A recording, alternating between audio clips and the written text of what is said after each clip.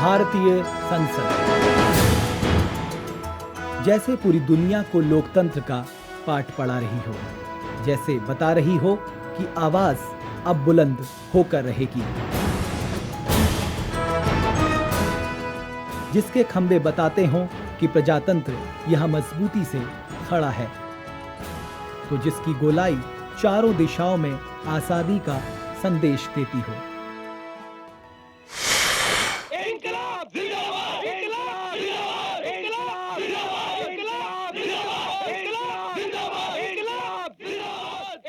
स्वतंत्र भारत के जन्म लेने की सुगबुगाहट को इस इमारत ने सुना है और उसके पैदाइश की ये चश्मदीद गवाह रही। And now the time comes when we shall redeem our pledge, not only or in full measure, but very substantially. At the stroke of the midnight hour, when the world sleeps, India will awake to life and freedom.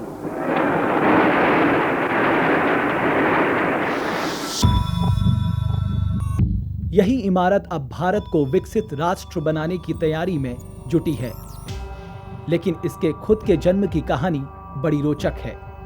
नई दिल्ली की शुरुआती planning में संसद भवन की कल्पना नहीं की गई थी। 1912 में राजधानी कलकत्ता से दिल्ली लाने का निर्णय हुआ। रायसीना पहाड़ियों की हसीन वादी इसके लिए सही जगह थी। शहर को नई दिल्ली नाम दिया गया। इसका लेआउट एडविन लुटियंस ने तैयार किया। वाइसराय निवास यानी आज के राष्ट्रपति भवन, सचिवालय, इंडिया गेट और दूसरी कई इमारतों की रूपरेखा तैयार हुई, पर संसद भवन जैसी कोई इमारत इसमें शामिल नहीं थी।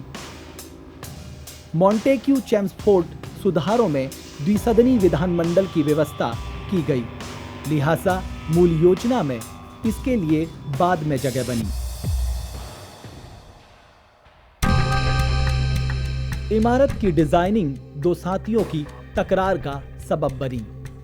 इमारत के मुख्य वास्तुकार हर्बर्ट बेकर का प्रस्ताव था कि संसद त्रिकोणीय होनी चाहिए। बेकर चाहते थे कि सेंट्रल हॉल के ऊपर एक ऊंचा गुंबद हो जो इमारत को प्रतिष्ठित और गौरवशाली बनाए, लेकिन उनके साथी दिल्ली के मुख्य प्लानर एडविन लुटियंस के विचार इससे अलग थे। उन्होंने एक वृत्ताकार इमारत का नक्शा बनाया जिसका गुंबद ज्यादा ऊंचा ना हो और जो नजदीक आने पर बाहरी गोलाई के अंदर छुपता नजर आता हो। ये मामला नई राजधानी समिति में रखा गया, जिसमें लुटियंस जी अड़ गए। उनका कहना था कि जो सर्कुलर फॉर्म है वो कम एरिया लेती है और जो नई दिल्ली की जो सड़क का जो एक्सिस है उससे भी मैच करती है। इसको समिति ने अप्रूवल दे दिया और बाद में लॉर्ड चेम्सफोर्ड ने भी और उसके मंत्रिमंडल ने मोहर लगा दी। वृत्ताकार संसद भवन सचिवालय के काफी नजदीक है और वास्तुशिल्प के लिहाज से उम्दा किस्म का है। इमारत का ख्वाब भले विदेशी वास्तुकारों ने देखा, पर उसकी ताबीर खालिस हिंदुस्तानी सामग्री से हुई। देशी हाथों ने इसे गढ़ा और भारतीय मजदूरों के पसीने से सनकर ये रोशन हुई। इतिहास के पन्नों पर तबारीख बन चुके इस शाहकार की इबारत 12 फरवरी 1921 में लिखना शुरू हुई। HRH ड्यूक ऑफ कनॉट ने इसकी आधारशिला रखी। आपको ये जानकर अचरज हो सकता है कि संसद भवन की लागत 83 लाख रुपए में हुई, लेकिन उस दौरान ये रकम मायने रखती थी। जी तोड़ मेहनत और शानदार डिजाइन का ये खूबसूरत मेल 18 जनवरी 1927 में बनकर तैयार हो गया। वाइसरॉय लॉर्ड इरविन संसद भवन का उद्घाटन करने आए। हर्बर्ट बेकर ने लॉर्ड इरविन को यहाँ की एक सोने की चाबी भेंट करी। उस चाबी से उन्होंने यहाँ का दरवाज़ा खोल के इस भवन का उद्घाटन किया और यहीं से भारतीय संसद के इतिहास की शुरुआत हुई। लेकिन लॉर्ड इरविन ये नहीं जानते थे कि वो जो है भारतीय आज़ादी का दरवाज़ा खोल रहे हैं और एक दिन इसी भवन से उन्हें जो है यहाँ की सत्ता जो है भारतीयों को सौंपनी पड़ेगी। 6 एकड़ क्षेत्र में फैले संसदीय परिसर की इस इमारत का घेरा 1/3 मील का है। इसका डायमीटर 560 फीट है। इमारत के चारों तरफ लाल बलुए पत्थर की बाउंड्री वॉल है, जिसकी ऊंचाई लगभग 10 फुट है। सड़क पर गुजरते आम लोग इसमें लगी खूबसूरत पत्थर की जालियों से संसद का दीदार कर सकते हैं। सुंदर बागीचे के बीच मौजूद इस आलीशान इमारत में कुल 12 दरवाजे हैं। इनमें से 5 के सामने द्वार मंडप बने हैं। गेट नंबर 1, 5 और 9 के द्वार मंडप बाकी 2 से कुछ बड़े हैं। बहुत बढ़िया आर्किटेक्चर का एग्जाम्पल है, जिसमें हिंद और इस्लामिक आर्किटेक्चर का मिक्सचर देखने को मिलता है। जैसे आप देखिए चौड़े चौड़े खंभे हैं जिसके ऊपर लिंटल और जो छज्जे हैं पानी और धूप के बचाने के लिए, जिनको बहुत ही सुंदर ब्रैकेट के साथ सपोर्ट किए गए हैं। और पानी निकालने की जो आप देखिए शेर के मुंह की शक्ल में पानी निकालने का जो सिस्टम दिया गया है, ये सब हिंदू आर्किटेक्चर का अच्छा एग्जाम्पल देखने को मिलता है। और इस्लामिक में जैसे आप देखिए मेहराब जालियाज़ हैं, तो it's a good example of mixture between Hindu और इस्लामिक आर्किटेक्चर। 7 दरवाजों के सामने द्वार मंडप नहीं है। इन दरवाजों पर पत्थर की बेहतरीन नक्काशी की गई है। बेल बूटों के बीच फूल की आकृति उकेरी गई है। संसद भवन एक कम ऊंचे सीढ़ीदार चबूतरे पर निर्मित है। लाल बलुए पत्थर से बना यह प्लेटफॉर्म मानो ऐसा लगता है जैसे किसी ने हथेली पर पूरी इमारत को थाम रखा हो। इस 3 मंजिला इमारत का निचला भाग लाल पत्थर की खूबसूरती समेटे और ऊपरी हिस्सा पीले पत्थर की छटा बिखेरता साफ नजर आ रहा है।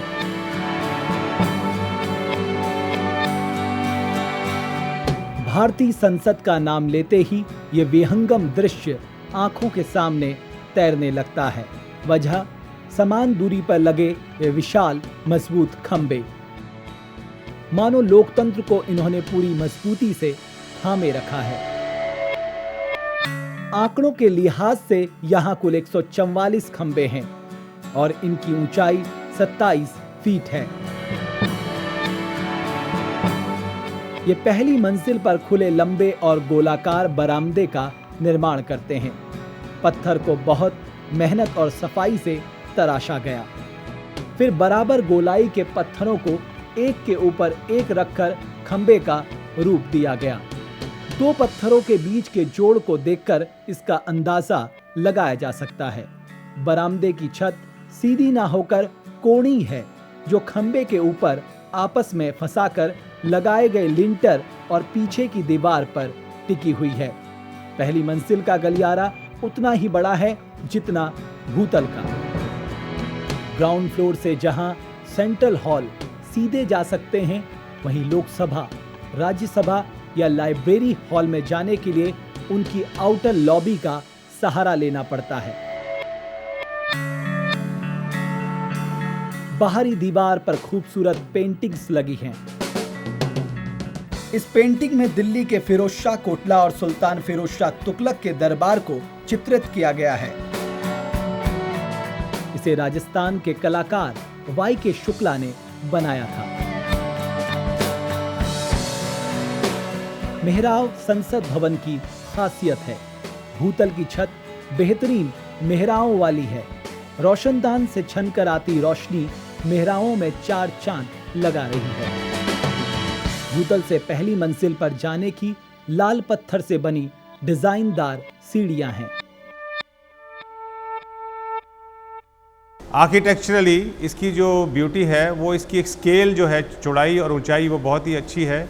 और इसकी सबसे बढ़िया जो खूबसूरती है वो इसकी छत है, जो कि बैरल वॉल्स और आर्चेस का एक बहुत ही अच्छा मिक्सचर एग्जाम्पल है। और इसमें जो रोशनी आ रही है उससे उसका 3D इफेक्ट आ रहा है, जिससे कि ओवरऑल कंपोजिशन बहुत ही इंटरेस्टिंग आर्किटेक्चरली है।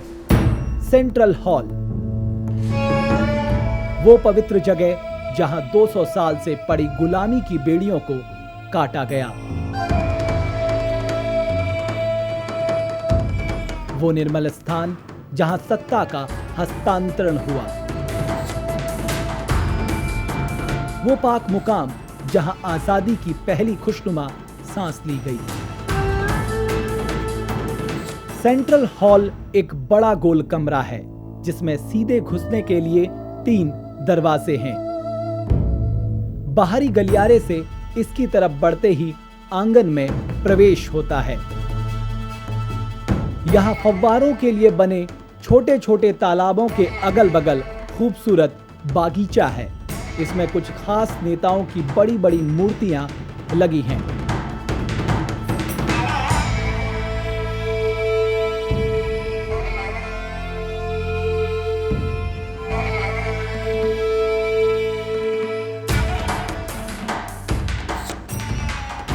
आंगन के बीच आकर अगर चारों तरफ नजर दौड़ाई जाए तो एक बेहतरीन नजारा देखने को मिलता है।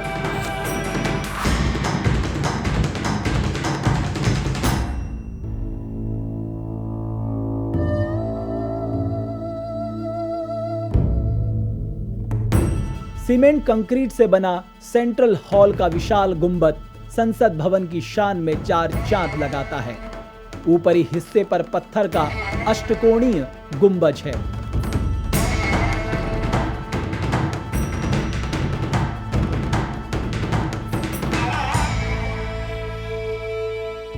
कोई भी डिज़ाइन तब पूरा होता है जब नेचुरल लाइट को ले जाने का पूरा इंतज़ाम हो। ये जो कांच है यहाँ से छनकर रोशनी सेंट्रल हॉल में जाती है और ये चारों तरफ जो छतरियाँ बनी हुई हैं इनसे भी रोशनी छनकर जो है गलियारों में जाती है। दरवाजे के ऊपर संस्कृत में लिखा है अयं निजः पुरोवेति गणना लघुचेत साम उदार चरितानां तु वसुधैव कुटुंबकम।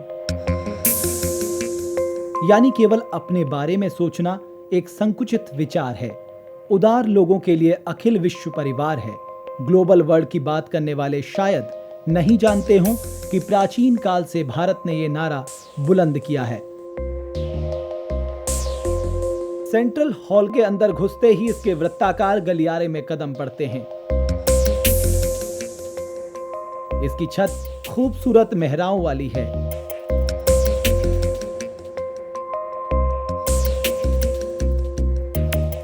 गलियारे को पार कर मुख्य कक्ष में पहुंचा जा सकता है, जो अपने गौरवशाली इतिहास की कहानी खुद ब खुद बयां करता है।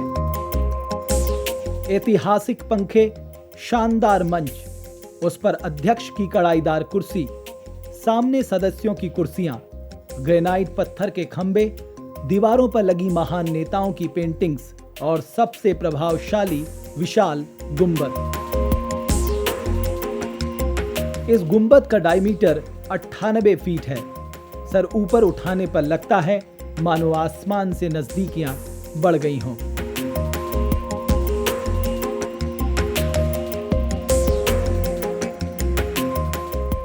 सेंट्रल हॉल के पंखे इसकी पहचान बन चुके हैं। ये लोहे के खंभों पर उल्टे लगे हैं और इसकी खुशनुमा बयार हॉल की सुंदरता और ऐतिहासिकता का परिचय देती है। इनके नीचे लगी कुर्सियों पर दोनों सदनों के सदस्य बैठते हैं। मंच पर अध्यक्ष के लिए लकड़ी की शानदार कुर्सी है। इसके ऊपर सर ओसवाल्ड बिरले का बनाया हुआ महात्मा गांधी का चित्र राष्ट्रपिता को श्रद्धांजलि अर्पित करता है। सेंट्रल हॉल की दीवारें कई नेताओं के तेल चित्रों से सुसज्जित हैं।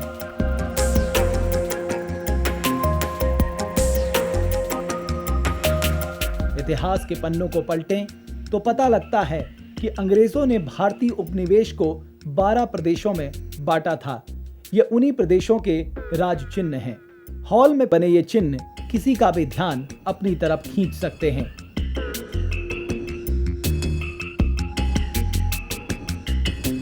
हॉल की ऐतिहासिकता को बनाए रखने के लिए उस घंटी को भी नहीं हटाया गया है जो सदस्यों को बुलाने के लिए बजाई जाती थी। हालांकि अब इसका इस्तेमाल नहीं होता। इसकी जगह इलेक्ट्रिकल बेल ने ले ली है। सेंट्रल हॉल की पहली मंजिल पर 6 दर्शक दीर्घाएं बनी है। मंच के दाहिने तरफ की दोनों दीर्घाएं पत्रकारों के लिए हैं। मंच के सामने वाली दीर्घा विशेष अतिथियों के लिए है, जबकि बाकी दीर्घाएं लोकसभा और राज्यसभा सदस्यों के अतिथियों के लिए आरक्षित है।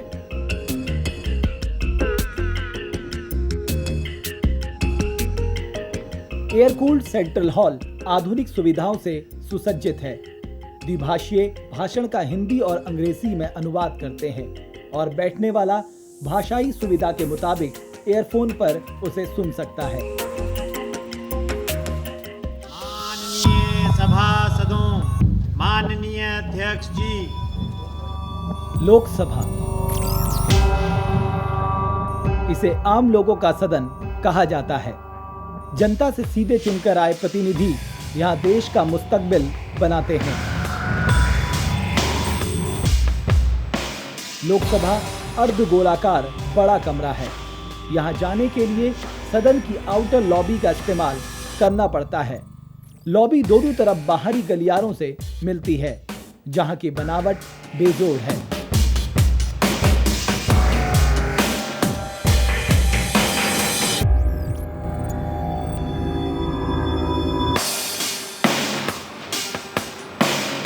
आउटर लॉबी से इनर लॉबी होते हुए सदन में प्रवेश होता है।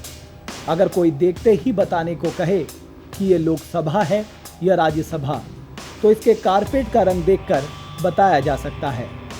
लोकसभा का कारपेट हरे रंग का है। 4800 स्क्वायर फीट के इस अर्धगोलाकार कक्ष को अगर पूरा कर दिया जाए तो अध्यक्ष की कुर्सी इसके बीचों बीच आएगी। इसका डिजाइन खुद हर्बर्ट बेकर ने तैयार किया था। कुर्सी के ठीक ऊपर इलेक्ट्रिक लैंप में संस्कृत में लिखा है धर्म चक्र प्रवर्तनाय। अध्यक्ष की कुर्सी पर बेजोड़ नक्काशी है।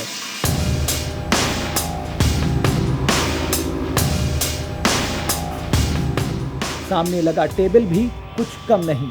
इस पर सदस्यों की बैठक का चार्ट उनके नाम और फोटो के साथ लगा है। टेबल के एकदम नीचे महासचिव की कुर्सी है और ये है वो कुर्सी जहां बैठना किसी भी भारतीय का सपना हो सकता है। कभी यहीं पंडित जवाहरलाल नेहरू, श्री लाल बहादुर शास्त्री और श्रीमती इंदिरा गांधी बैठी थी। बेकर ने सदन को 400 सदस्यों के बैठने के लिए तैयार किया था। बाद में जरूरत के मुताबिक इसके पिछले हिस्से को बढ़ाया गया।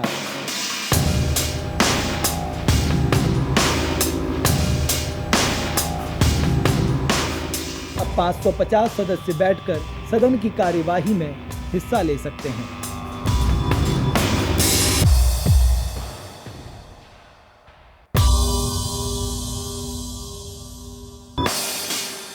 सदन को गरिमामय बनाने के लिए छत ऊंची बनाने का निर्णय लिया गया, लेकिन इससे एक ऐसी कठिनाई आ गई जिसने बेकर को मुश्किल में डाल दिया। आवाज गूंजने लगी। सदन का अर्धगोली आकार इसे और बढ़ा रहा था। सदन के गौरव का सवाल तो था ही, साथ में रोशनी की भी व्यवस्था करनी थी। उत्तर भारत में गर्मी बहुत पड़ती है, इसलिए ठंडक के लिए छत को ऊंचा रखना भी ज़रूरी था। लेकिन दूसरी तरफ आवाज़ गूंजने की समस्या थी, बड़ी मुश्किल थी। बेकर ने कर दिखाया। सबसे पहले लकड़ी के पैनल को तिरछा कर आगे की तरफ झुका दिया गया। छत की ऊंचाई 11 फीट कम कर दी गई। ये एक मजबूरी थी, लेकिन खूबसूरती का खास ख्याल रखा गया। फॉल्स सीलिंग में जाली और नक्काशी का भरपूर इस्तेमाल हुआ।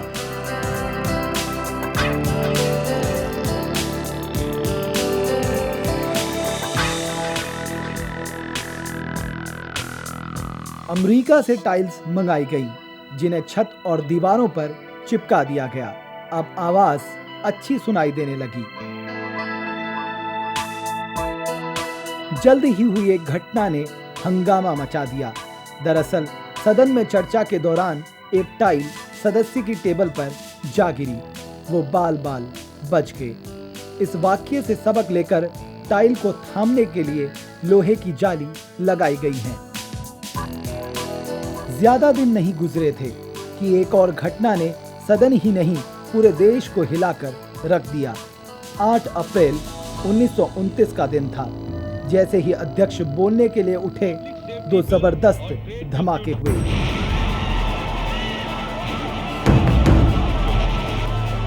पूरे सदन में धुआं भर गया।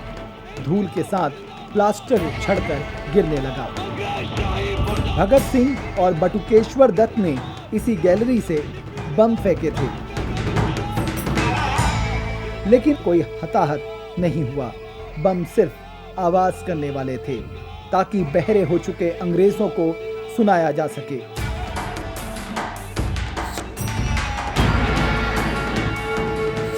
धमाके से इस खंबे का जो ग्रेनाइट टूटा था, उसे सफाई से भर दिया गया। फिर भी बहादुरी का अमिट हस्ताक्षर इस पर अभी बाकी है।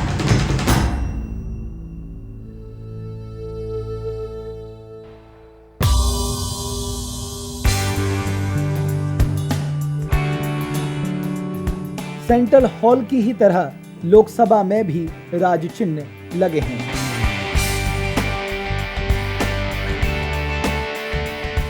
सदन की कार्यवाही देखने सुनने के लिए पहली मंजिल पर शानदार गैलरी है।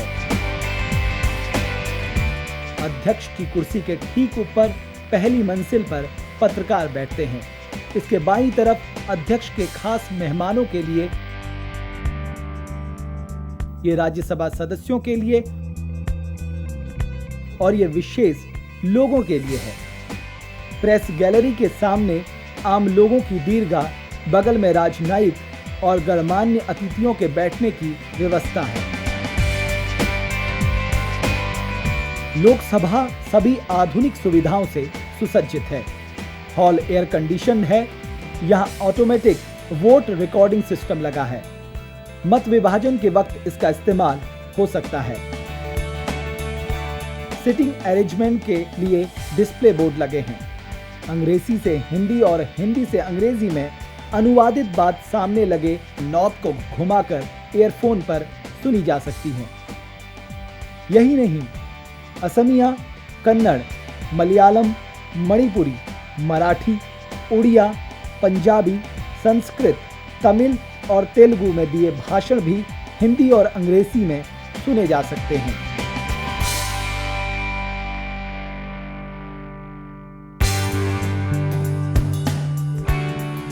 लोकसभा जहां आम लोगों का सदन है, वहीं राज्यसभा विशिष्ट लोगों के सदन के रूप में जाना जाता है।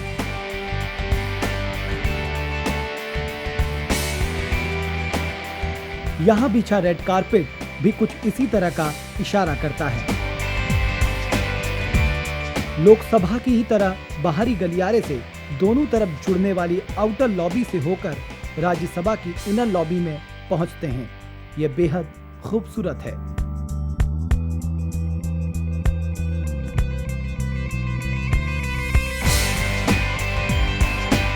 सभापति की कुर्सी पर शानदार नक्काशी की गई है। ऊपर लगा अशोक स्तंभ इसे गरिमा प्रदान कर रहा है। हॉल में 60 लोगों के बैठने का इंतजाम था, जिसे 200 लोगों की बैठक के लिए बढ़ाया जा सकता था। लेकिन इन दिनों सदन में 250 सदस्य आराम से बैठकर कार्यवाही में हिस्सा ले सकते हैं। भवन को सुंदर बनाने में कोई कसर नहीं छोड़ी गई है। संगमरमर के खंभे और डिज़ाइनदार गैलरी इस भवन की गरिमा में 4 चांद लगा रहे हैं। खास मुंबईया काली लकड़ी का इस्तेमाल किया गया है ताकि बेहतरीन नक्काशी की जा सके।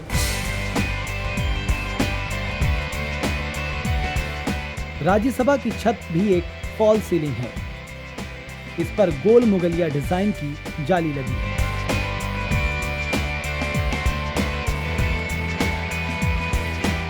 सभापति की कुर्सी के दोनों तरफ गैलरी है।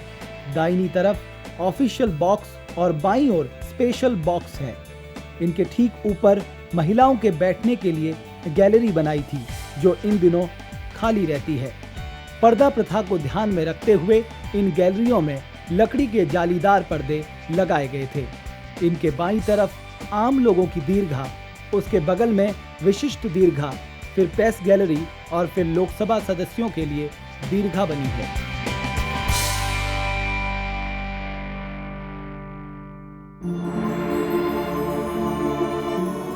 कहावत है कि खंडहर इमारत की बुलंदी की दास्तां बयां करते हैं। ये खंडहर तो नहीं, पर इसका डिजाइन कभी रहे अपने राजसी वैभव की कहानी जरूर कहते हैं। राजा महाराजाओं के लिए बनाया गया यह तीसरा सदन था, जो अब लाइब्रेरी हॉल में तब्दील हो चुका है। दीवार पे गंगा, बुद्ध और मैत्रेयी बौद्ध सहित 6 मूर्तियां लगी हैं।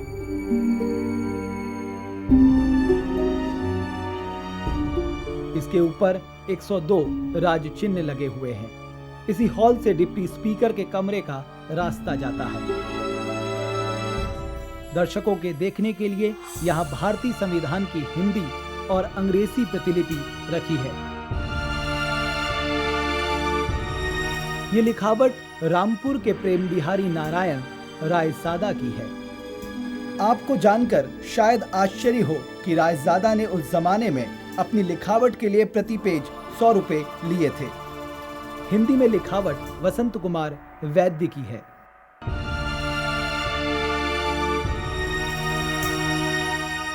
लाइब्रेरी में लगभग सभी भाषा के राष्ट्रीय और क्षेत्रीय अखबार और मैगजीन पहुंचते हैं। सदस्यों के पढ़ने लिखने के लिए ये बेहतरीन जगह है।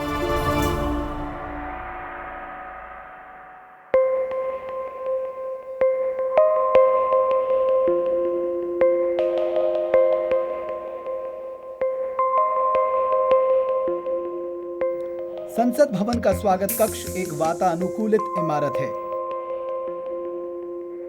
इसका अंदरूनी भाग प्रभावशाली वुडक्राफ्ट का नमूना है।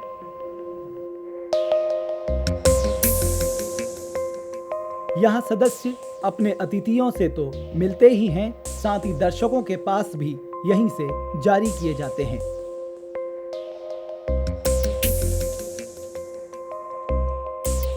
मनमोहक हरियाली के बीच मौजूद शानदार संसद भवन परिसर में कई मूर्तियां लगी हैं।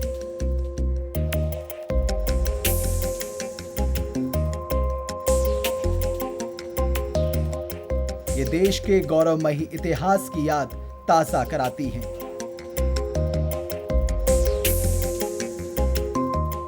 ये है महात्मा गांधी की वो विशालकाय मूर्ति जो गेट नंबर 1 के सामने लगी है। जैसे कोई महान संत सब कुछ सौंपकर ध्यान में लीन हो गया हो, ताकि प्रजातंत्र लोगों की रगों में दौड़े, सांसों में महके, आंखों में चमके और सीने में धड़के, ताकि आजादी की खुशनुमा बयार यूं ही बहती रहे और कहती रहे कि दुनिया का सबसे बड़ा लोकतंत्र सबसे ज्यादा महफूज है।